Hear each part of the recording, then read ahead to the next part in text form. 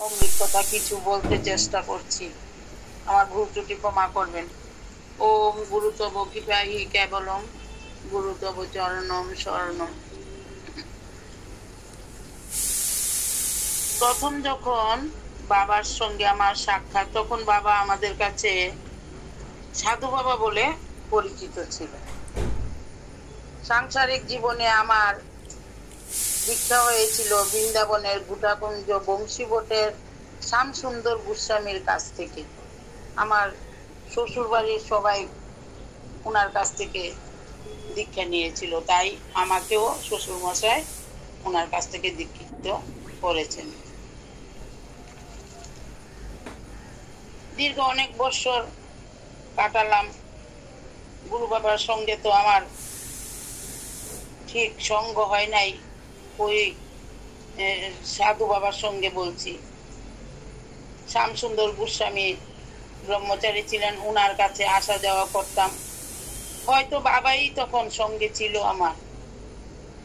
একদিন বাবা শিলচর আসলেন, তখন অঞ্জলিদি, আমি, আমার স্বামী এবং উষা দিদির মেয়ের জামাই তপন বাবাকে আনার জন্য আমরা যাই উষা দিদির বোনের মেয়ের বাড়িতে। সেখানে বাবার একটি ছোট্ট লীলা হয়ে গেল। যাওয়ার পথে আমি, অঞ্জলি দি, আমার স্বামী, আমরা ট্রেনে ওঠার জন্য গেলাম একভাবে, আর উষা দিদির মেয়ের জামাই আলাদাভাবে গেল। ট্রেনের তো টাইম হয়ে গেল, তপন আসে নাই। অঞ্জলি দি ফোন করলো, তপন তুমি কোথায়? বললাম আমি এখন বেরোচ্ছি। আরে তুমি, আমরা স্টেশনে আসা মাত্রই ট্রেন এসে গেল, কিন্তু তপন তো আসে নাই। তখন আমরা তো চিন্তায় পড়লাম, আমরা তো সেই বাড়িও চিনি না, অঞ্জলি দিও চিনে না। অঞ্জলি দি তখন জব করা শুরু করলো, আমরা সবাই। তারপর অঞ্জলি দি বলল, বাবা ট্রেনটা একটু থামাও, তুমি একটু অপেক্ষা করো, তখন আসো। এরকম একদম বাবার সঙ্গে যেমন কথা বলছে এরকম ভাবে বলল। হঠাৎ করে দেখি 2 মিনিট থাকার কথা, 2 মিনিট তো পার হয়ে গেল। কি হলো হকারদের জিজ্ঞেস করলাম, তখন হকাররা বলল যে ট্রেন ক্রসিং এ পড়েছে। এই যে বাবার লীলাটা আমরা তখন দর্শন করলাম। তপন এসে গেল, প্রায় 20 মিনিট অপেক্ষা করলো ট্রেন, তপন এসে গেল, তারপর ট্রেন ছাড়লো। যথারীতি আমরা শিলচরে গিয়ে পৌঁছলাম রাত্রিবেলা। ওনাদের বাড়িতে এই ঘর সঞ্চার ছিল। পরের দিন অঞ্জলি দিয়ে আমি সেই নারায়ণ পূজার আয়োজনের কথা আমাদের বলেছে। আমরা, আমাদের সঙ্গে আরো লোক ছিল, যাই হোক আমরা সেই অনুযায়ী বাবার একটু আয়োজন করে দিলাম। বাবা নিজ হাতে নারায়ণ পূজা করলো, আমরা দর্শন করলাম। বাবা আমার স্বামীকে একটা তখন ধুতিও দিল আশীর্বাদ স্বরূপ। পরের দিন আমরা বাবাকে শিলচর থেকে নিয়ে আসলাম তেলিয়ামুড়াতে শঙ্করীমার বাড়িতে।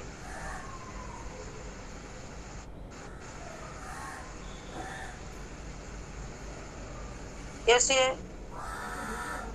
আমরা বাড়িতে চলে গেলাম, শঙ্করীমার বাড়িতে বাবাকে রেখে আমরা বাড়িতে চলে গেলাম। কাছাকাছি আমার স্বামীর বাড়ি ছিল। বিকালে আবার আসলাম বাবার কাছে। তখন বাবাকে আনার জন্য আমার স্বামী প্রস্তাব রাখলো। বাবা রাজি হলেন।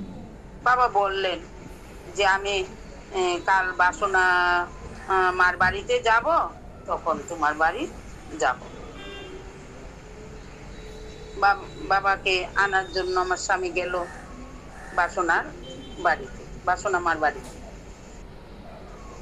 উনি বাবাকে না বলেই একটু ফুল বেলপাতা রাখলেন ঠাকুর করে, বাবাকে কিন্তু বলেন। বাবা আসলো, মনে হলো যেন আমাদের বাড়িতে স্বয়ং নারায়ণ আসলো। সেদিন একাদশী ছিল। আমরা প্রথমে বাবাকে ফুল দিলাম, ধূপ দেখালাম। কিছুক্ষণ পরেই বাবাকে না বলাতেই বাবা ঠাকুর ঘরে চলে গেল।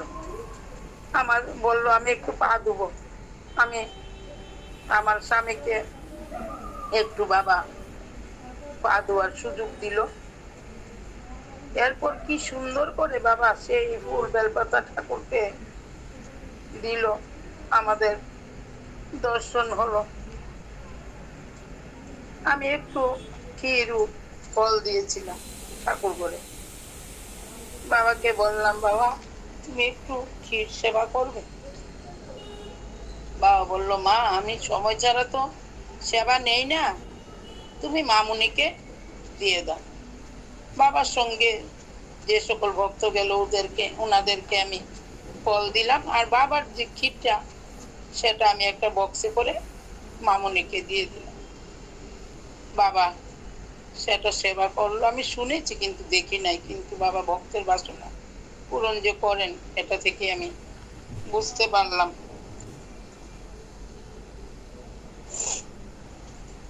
এরপর থেকেই আমার জীবনধারা অন্যরকম হতে চলেছে। তারপর বলি সেই 2019-এর কথা। 19-এ আমি প্রথম বেনারস যাওয়ার জন্য 4 মাস আগেই টিকিট করলাম অঞ্জলিদির সঙ্গে, আমার স্বামীও ছিল তখন।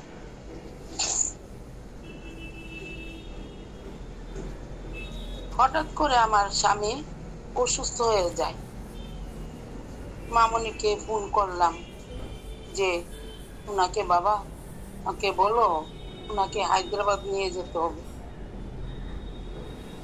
বাবা যেতে বলল। হায়দ্রাবাদ গিয়ে ডাক্তার দেখানোর পর ডাক্তার বলল অবস্ট্রাকটিভ জন্ডিস হয়েছে, অপারেশন ছাড়া ভালো হবে না। প্যানক্রিয়াসের পরীক্ষা নিরীক্ষা করে বলল যে প্যানক্রিয়াসের মুখে টিউমার হয়েছে। তারপর বাবাকে জানালাম।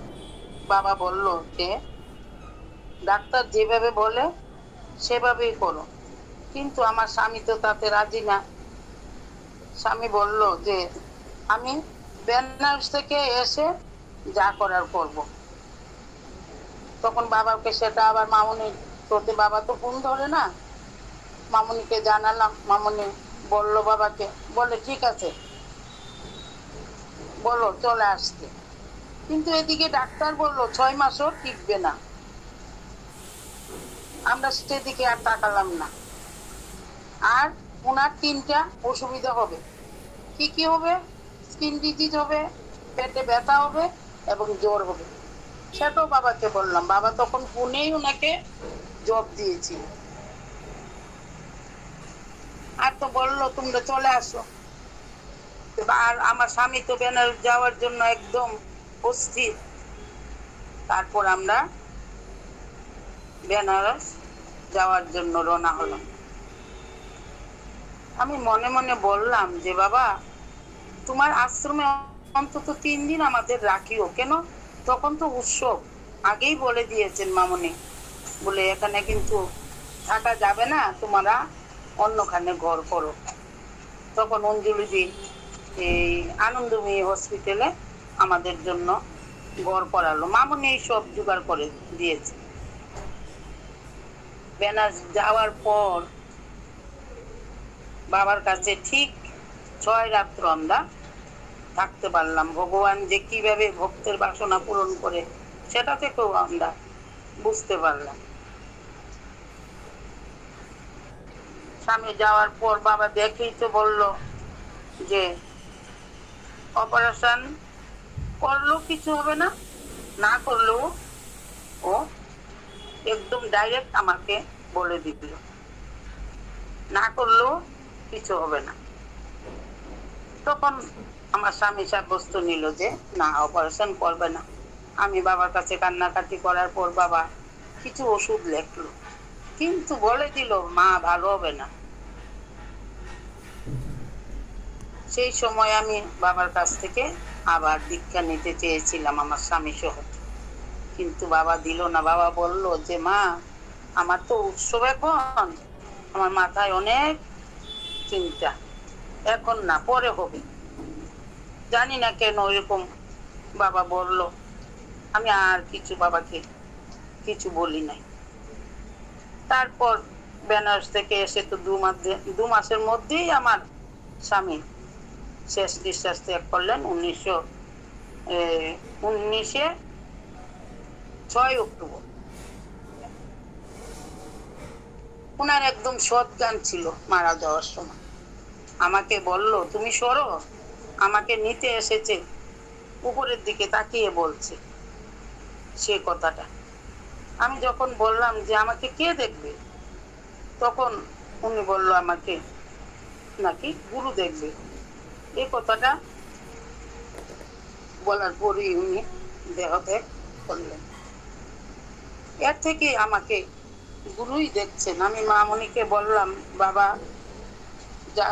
বাবাকে বলো যে উনি মারা যাওয়ার সময় আমাকে যে কথাটা বলেছে, আমি মামনিকে বললাম। বাবা বলল যে মাকে বলো বাবার অস্থিটা যেন নিয়ে আসে, আমাকে পুরীতে যাওয়ার জন্য বাবা বলল। তারপর আমি আবার অঞ্জলিদের সঙ্গে সেই টিকিট কাটলাম পুরী যাওয়ার। ওনার অস্থি সহ আমরা পুরী গেলাম। পুরী যাওয়ার পর বাবা বলল যে কলকাতা গিয়ে তারপর বাবার সঙ্গে আবার বেনারস যাব। তারপর পুরী হয়ে বাবা আমাদের কলকাতা নিয়ে গেল। কলকাতায় গিয়ে প্রথম থাকি এই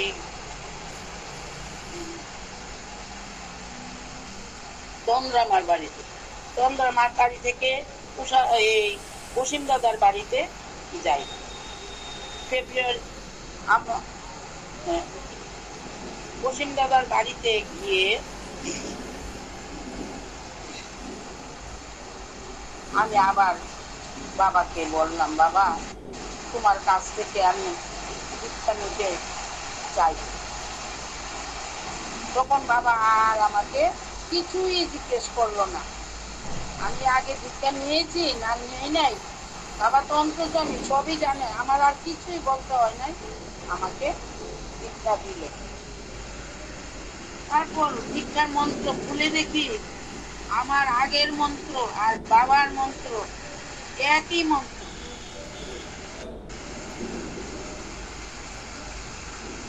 তারপর কলকাতা হয়ে আমরা বেনারসে যাই। তখন 2020 সালের জানুয়ারি মাস। আমাদের রিটার্ন টিকিট ছিল ফেব্রুয়ারি মাসে। কিছুদিন থাকার পর বাবা বলেন, মা তুমি 1 বছর থাকো। আমি বাবার মুখের দিকে তাকিয়ে চোখের জল ফেললাম আর ভাবলাম আমি স্বামী হারিয়েছি, কিন্তু বাবা তো পেলাম, মাথার ছাদ পেলাম। আমি আর মুখে কিছু বলতে পারলাম না। এমনিতেও বাবা আমাকে কিছু বললে আমি চুপচাপই শুনতাম। তারপর আবার বলে মুখের দিকে তাকিয়ে 6 মাস তো অন্তত থাকো। কিছুদিন পরেই করোনা হয়ে গেল। করোনায় রাস্তা সব বন্ধ হয়ে গেল। বাবা মিলে আমার সঙ্গে শুরু হলো, আমাদের 9 মাস থাকতে হলো। করোনা হওয়ার আগে আমাকে আবার সেই গয়াতে নিয়ে গেল। শিলিগুড়ির রুশনাদি গিয়েছিল বাবার কাছে, ওনার স্বামীরও গয়া শ্রাদ্ধ করবে। আমাকে বাবা বলল, মা ওনার সঙ্গে তুমি পণ্ডিত ধরে গয়া শ্রাদ্ধ করবে, চলো। তো বাবার সঙ্গে গয়াতে গেলাম। আমার মনে মনে ধারণা যে আমি পণ্ডিত ধরবো না। বাবার মতো একজন মহাপুরুষ আমার সঙ্গে, আমি যাচ্ছি মহাপুরুষের সঙ্গে, পণ্ডিত ধরে আমি কি করব, আমার এটা ধারণা। যেদিন মানে গয়া শ্রাদ্ধটা হবে সেদিন একাদশী ছিল। আর আমার ইচ্ছাও যে আটা দিয়ে আমি পিণ্ড দেব না। বাবাকে সেটা আমি বললাম না। আমি বললাম, বাবা তুমি আমাকে জল দিয়ে এই পিণ্ডদান করবে। বাবা বলল আচ্ছা ঠিক আছে, তাহলে সকালে তুমি স্নান করে আমার কাছে আসো। তা আমি জল নিয়ে একটা চামচ একটা বাটি নিয়ে যেতে বললো। বাবা সেই পিণ্ডদানের মন্ত্র বলল, আমি সেই জল দিলাম, দিয়ে বাবার সঙ্গে সেই বিষ্ণু মন্দিরে আমাকে নিয়ে গেল বাবা। গিয়ে সেখানে সেই জল দিলাম। আজ আমি এতটুকুই শেষ করলাম। বাবার লীলা কথা আমার বলার সেই ক্ষমতা নাই, আমি কি বলছি জানি না, আমার ভুল ত্রুটি ক্ষমা করবেন। ওম গুরুত্ব বর্ষিত হইতে বললেন।